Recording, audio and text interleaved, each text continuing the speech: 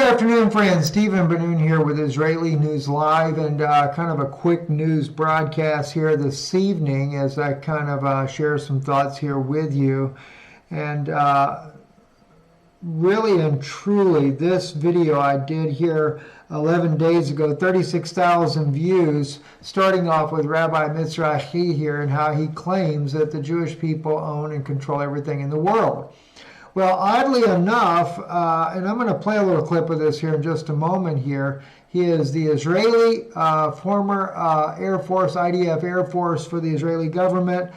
He's also the guy that said that Gaza was an inside job. That's right out of his own words there himself. Very famous rabbi in New York City there. At least famous more so on YouTube there. But you're going to see why I'm going to play this here in just a moment when I share with you what Trump had to say today with Netanyahu. Listen in here. That I will give you will be his. Better for you don't get a lot. Anyway, it will belong to him. Whatever you're going to have, the Jews will always control you. Everywhere you go in the world, who's running all the financial? Always the Jews. Started in Paro, Yosef, everyone. The Jews are in charge of the world. Science, financial, politics, behind the presidents. Even now, everybody knows that all the campaign of Donald Trump is his son-in-law, the Jew, Kushner. I read it 3 different articles. He is the mastermind behind everything. And you think that's exactly right. And the odd thing too, by the way, I was just given a message by a good friend of mine, Scott, and Scott sent me this message the other day that that in fact, oddly enough, Trump is going to come out this summer declaring that he converted to Judaism back in 2017.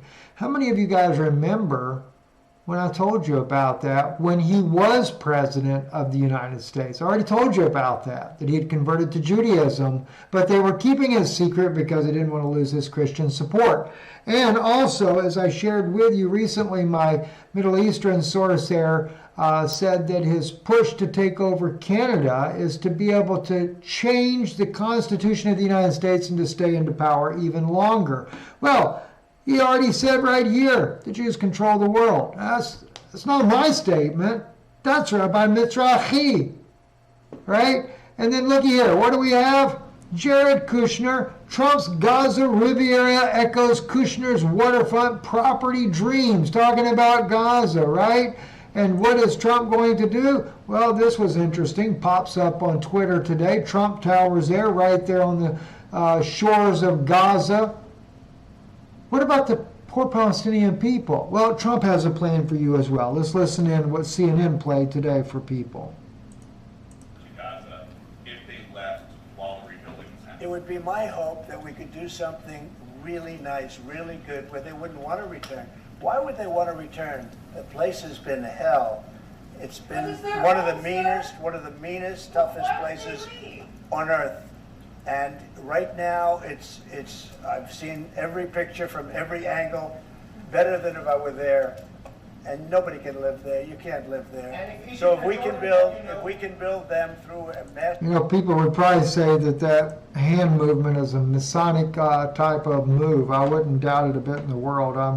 I don't normally judge people by their hand gestures because I realize people could do things and not really mean anything by it, but probably so. And of course, Netanyahu is sitting there with all his smiles and everything, the very war criminal with an arrest warrant by the Hague, already issued his arrest warrant for crimes against humanity in the Gaza Strip there, where they have killed tens of thousands of children, babies, and mothers, and pregnant mothers, and everything else, sniped, putting bullets in little kids' heads and everything. A sniper doesn't put a bullet in a person unless they know who they're shooting. And yet Netanyahu has already said there'll be no war crimes brought against you for what you're doing. So, you know, listen, Rabbi Mizrahi is right. They can do whatever they want. Nobody's going to care, right? But, you know, there are voices out there that do care. And there are Jewish voices out there that do care. And not only myself, but you also have people like Elizabeth Glass, who also cares about what happens to the people of Gaza. There are many thousands of young Jewish people today that are standing up protesting of the evils and the crimes that are being done to the people of Gaza. And now you're just planning on making them this nice community somewhere else. They can go live there then. Why didn't you make a nice community for them to live in Gaza to start with then? Why did you have to put them inside an open-air prison instead and cut off all their supplies? Couldn't starve them out, so you decided to massacre them. And now and by the way, Trump does go in there and say he's going to take them all out. Watch what he says here. Let's go a little further into it. It could be Egypt, it could be other countries, and you could build 4 or 5 or 6 areas. It doesn't have to be one area, but you take certain areas and you build really good quality housing, like a beautiful town, like someplace where they can live and not die, because Gaza is a guarantee that they're going to end up dying. The same thing's going to happen again. It's happened over and over again, and it's going to happen again. And why does it happen over and over again? Because Israel keeps right on bombing them. And the very man that's smiling there is the very man that said before the Knesset back, was it 2018 or 2019, we must give the millions of dollars to Hamas because we have to have them in power to keep the PLO from ever getting a two-state solution. You funded them. You did all this horrible evils. Subjected the Palestinians that were not even part of Hamas to a situation that caused their demise. So the people paid the price for something that Netanyahu funded. So I'm so disturbed by all this that I keep hearing about and things. And then I saw this post here, right? When someone says, what would Jesus do? Remember, flipping over the tables and chasing people with a whip is within the realm of possibilities. And of course, he says here, Trump is flipping the tables in the U.S., and Jesus cast out them that sold and bought in the temple and overthrew the tables of the money changers. My house should be called the house of prayer, but you made it a den of thieves, saving Israel for last.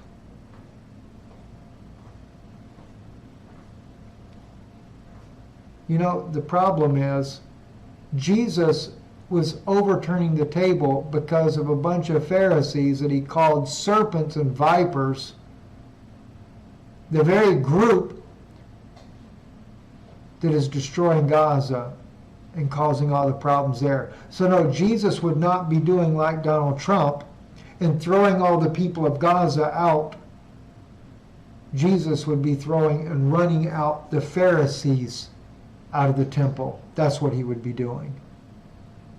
Just like he did 2,000 years ago. So no, Donald Trump is nothing like Jesus Christ.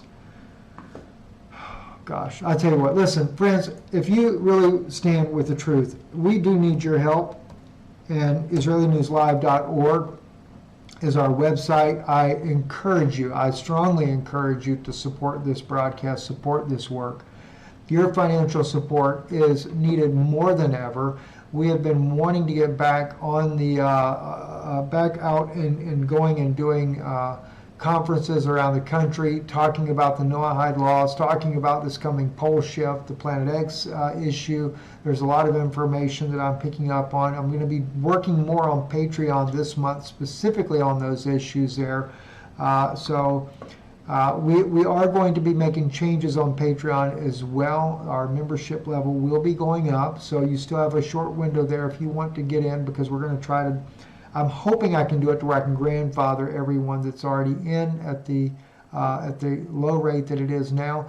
But we would greatly appreciate it if people would consider joining for at least $5 a person there. Your support is needed, and we're wanting to be able to get out there and once again travel around the country sharing these amazing insights. And by the way,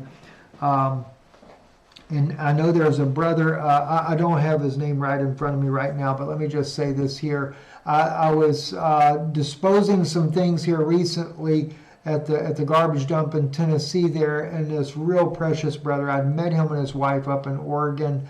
back when Bonnie Harvey hosted an event there. It was a very nice event there, and he happened to be there and recognized me, and I hadn't seen him in a long time. But God bless you, brother. I haven't forgot about you. I just had a lot going on, so thank you for speaking to me and sharing your phone number with me. I will be reaching out to you. But again, those that want to support the broadcast, by the way, we have a feeling something has been going on with our mail. So if you are mailing us, or if you feel like something's happened and you've tried to support us, but it seems like something strange is going on, let us know. I recommend right now donating online or on Patreon, because that way we know we will get your support. We have run into some serious issues, especially after videos like this one here, A Family Search for Answers there with Dr. Liz here, who shared some really troubling information there about what happened to our family here. Our family was poisoned, very, very horrible incident that happened that cost my father-in-law his life.